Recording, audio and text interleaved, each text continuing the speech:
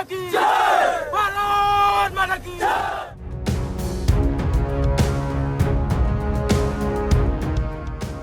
नमस्कार दोस्तों, बहुत बहुत स्वागत है आप सबका एक बार फिर से टेक्निकल्स में।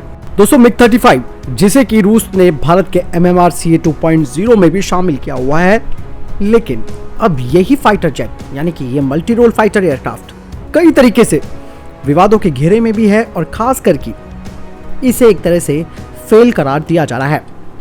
आखिर वो सारी वजहें क्या हैं, किस वजह से रशिया के MiG-35 फाइटर जेट को एक तरह से आधुनिक होता हुआ भी एक डेड डक करार दिया जा रहा है। आज ये सारी बातें हम इस वीडियो में जानेंगे। हाल ही में कुछ डिफेंस एक्सपर्ट्स ने कहा कि Su-27, Su-30 और MiG-29 की तुलना में MiG-35 का खराब प्रदर्शन और इसकी हाई कॉस्ट इस फाइटर जेट के निर्यात में यानी कि एक्सपोर्ट में एक सबसे बड़ी बाधा हुई है। वहीं जो वेस्टर्न एक्सपर्ट्स हैं यानी कि जो पश्चिमी विशेषज्ञ हैं, उन्होंने रूस के MiG-35 फाइटर जेट को डेड डक करार दिया है। और इस तरीके से ये जो पश्चिमी विशेषज्ञ हैं, उन्होंने MiG-35 की जो इमेज खराब की है वो खासकर इसलिए भी की है ताकि भारत MiG-35 फाइटर जेट के लिए ना जाए। और ये एक तरह से आप समझ सकते हैं कि एक इनडायरेक्टली संकेत दिया है इन पश्चिमी विशेषज्ञों ने। MiG-35 का जो नया एक्सपोर्ट वर्जन है यानी कि एक्सपोर्ट वेरिएंट है, वो MiG-29 M2 की कई सारी चीजें इसमें शामिल है, खास करके एक्टिव इलेक्ट्रॉनिकली स्कैन एरे यानी कि आईसा रडार जिसे कि मिकोयन ने मैन्युफैक्चर किया है। इसके अलावा इस लड़ाकू विमान में एक एडिशनल ऑप्शन के तौर पर यानी कि अतिरिक्त विकल्प के रूप में MiG-29 OVT थ्रस्ट वेक्टरिंग है।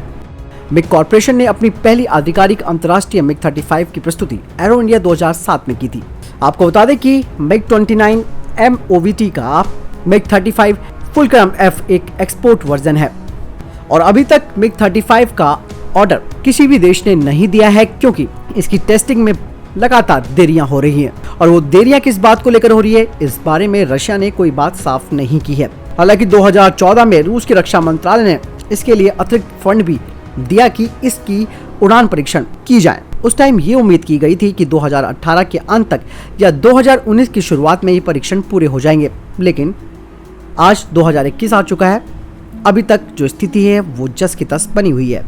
हालांकि कुछ विश्लेषज्ञ ये कहते हैं कि MiG-35 जैसे लड़ाकू विमान की आवश्यकता में यानी कि इसके प्रोडक्शन में कहीं ना कहीं कुछ ना कुछ प्रॉब्लम जरूर है।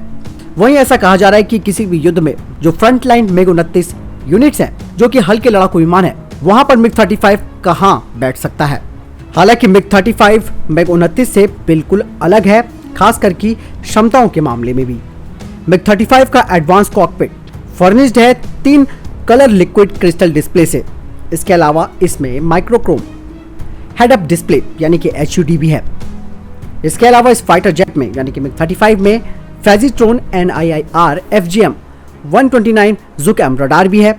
साथ ही इसमें आईसा के बजाय mechanically scan slotted array antenna लगाया गया है। हालांकि MiG-35 में अपनी बहुत सी समस्याएं हैं और भारतीय वायुसेना के लिए ये एक उम्दा फाइटर जेट नहीं कहा जा सकता, लेकिन इसे एक सक्षम जेट तो कहा जा सकता है। MiG-35 में एक आधुनिक सेल्फ प्रोटेक्शन सूट है जिसमें रडार वार्निंग रिसीवर को मिसाइल अप्रोच वार्निंग प्रणाली 360 डिग्री कवरेज को सुनिश्चित करती है।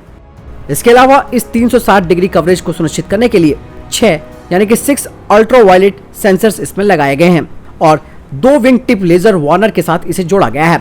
इस आधुनिक सेल्फ प्रोटेक्शन सूट को एक्सटर्नल रडार जामिंग पॉड द्वारा पूरक के रूप में इस्तेमाल किया जा सकता है। साथ ही इस फाइटर जेट में लेटेस्ट जनरेशन आर्मामेंट जिनमें कि एयर टू एयर और एयर टू ग्राउंड स्टोर्स हैं। इसके अलावा RVV-SD air to air missile जो कि एक इम्प्रूव्ड वर्जन है R-77 का विद एक्टिव रडार सीकर के साथ, जो कि इसे एक बियॉन्ड विजुअल रेंज प्रदान करता है।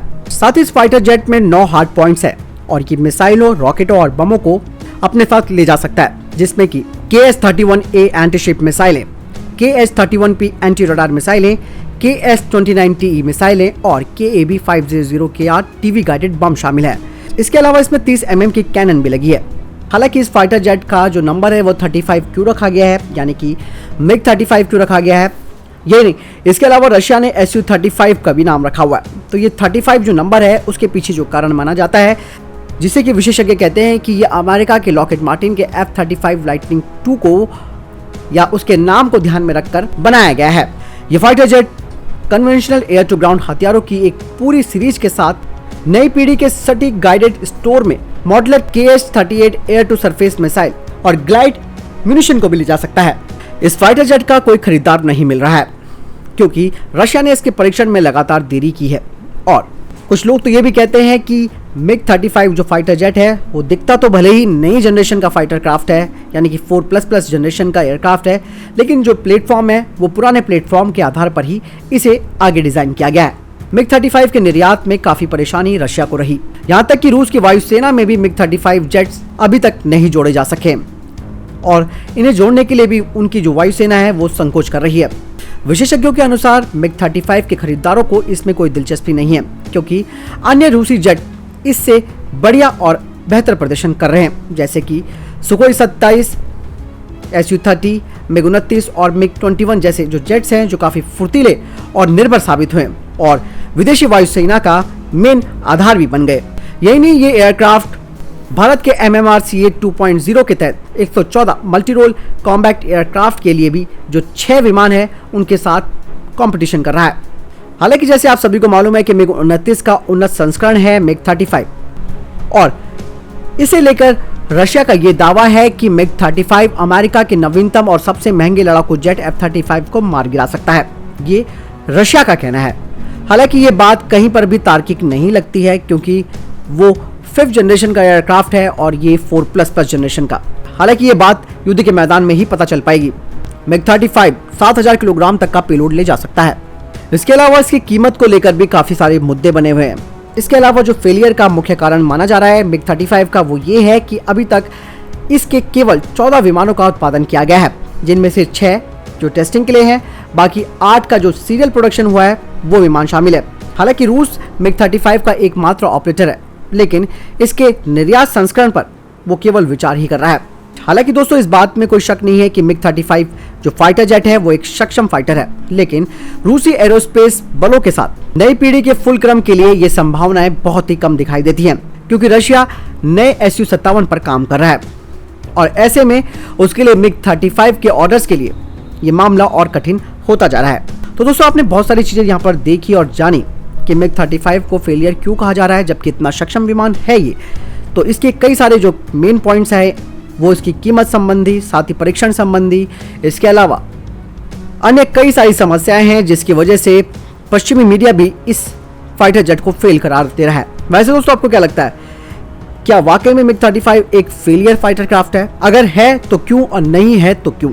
इस बात का आप जवाब जरूर दीजिएगा। साथ ही दोस्तों आपको जवाब देने से पहले ये बात भी जाननी होगी कि रशिया ने अभी तक इसके केवल कुछ ही यानी कि सीमित संख्या में इस फाइटर जेट का निर्माण किया है, वो भी बात आपको ध्यान में रखनी है।